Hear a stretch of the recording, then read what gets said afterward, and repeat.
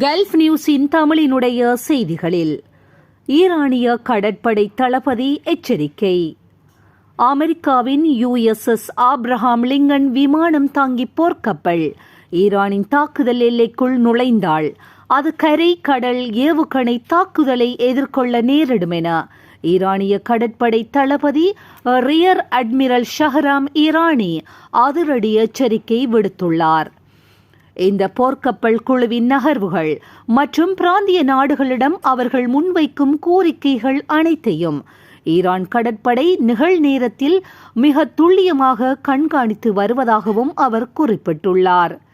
மேலும் பாரசீக வளைகுடா மற்றும் ஹார்மோஸ் ஜலசந்திக்கான நுழைவாயிலாக கருதப்படும் ஓமான் கடல் மற்றும் கிழக்கு ஹார்மோஸ் ஜலசந்தி பகுதிகள் அனைத்தும் தற்போது ஈரானிய கடற்படையின் முழுமையான கட்டுப்பாட்டில் உள்ளதாக அவர் உறுதிபட தெரிவித்துள்ளார். சமீபத்தில் அமெரிக்காவால் மூழ்கடிக்கப்பட்ட ஈரானின் ஐரஸ்டெனா போர்க்கப்பல் விவகாரத்தை தொடர்ந்து மத்திய கிழக்கு பிராந்தியத்தில் பதற்றம் அதிகரித்துள்ள நிலையில் ஈரானின் இந்த நேரடி எச்சரிக்கை சர்வதேச அளவில் பெரும் கவனத்தை பெற்றுள்ளது.